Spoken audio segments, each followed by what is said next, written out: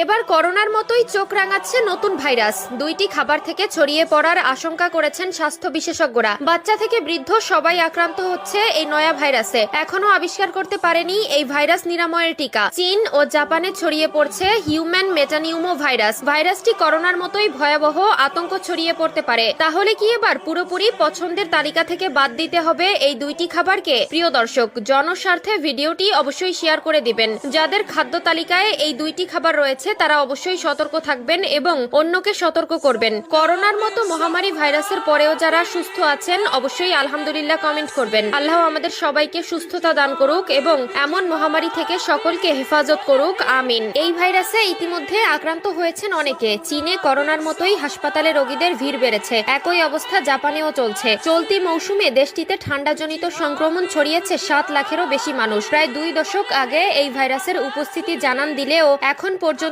এর টিকা আবিষ্কার হয়নি। প্রাণঘাতী করোনা ভাইরাস সংক্রমণের 5 বছর পরে চীনে এবার নতুন ভাইরাস ছড়িয়ে পড়েছে। ভারতীয় সংবাদ মাধ্যম এনডিটিভির প্রতিবেদনে বলা হয়েছে, দেশটির হিউম্যান মেটানিমো ভাইরাস HMPV নামে একটি ভাইরাস দ্রুত ছড়িয়ে পড়ছে। চীনের স্থানীয় গণমাধ্যম ও সামাজিক যোগাযোগ মাধ্যমগুলোর বিভিন্ন পোস্টে বলা হচ্ছে, নতুন এই ভাইরাস দ্রুত ছড়িয়ে পড়ছে। এর ফলে হাসপাতাল এবং শ্মশানগুলোতে চাপ বাড়ছে বলেও দাবি করা হয়েছে। এছাড়া সামাজিক যোগাযোগ মাধ্যমে ছড়িয়ে পড়া ভিডিওতে দেখা যাচ্ছে যে হাসপাতালগুলোতে ভিড় বেড়েছে। কিছু ব্যবহারকারী জানিয়েছেন, ইনফ্লুয়েঞ্জা এ, HMPV, মাইকোপ্লাজমা, নিউমোনিয়া এবং কোভিড-19 সহ একাধিক ভাইরাস চীনে ছড়িয়ে পড়ছে। এসব কারণে চীনে জরুরি অবস্থা জারি করা হয়েছে বলেও দাবি করা হচ্ছে। তবে এই বিষয়টি নিশ্চিত করা যায়নি বলে প্রতিবেদনে বলা হয়েছে। 1 নম্বরে, যারা কাঁচা খেজুরের রস পছন্দ করেন তারা অবশ্যই কাঁচা খেজুরের রস খাওয়া ত্যাগ করুন। বাদুড়ের লালা থেকেও নানা ধরনের সংক্রমণ দেখা দেয়। 2 নম্বরে, রাস্তার আশেপাশে ভাজা পোড়া খাওয়া থেকে বিরত থাকবেন।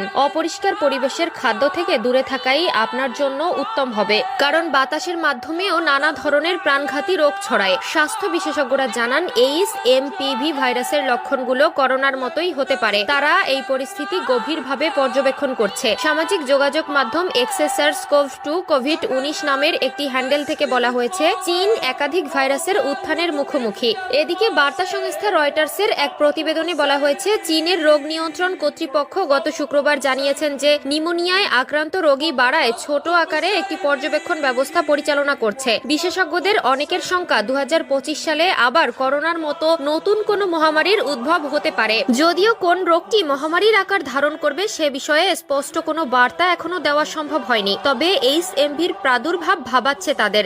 HMPV ভাইরাস চীন থেকে যাতে করোনার মতো ভারতে ছড়িয়ে না পড়ে তাই আগে থেকেই সতর্ক অবস্থানে আছে দেশটি। ভারতের স্বাস্থ্য বিভাগের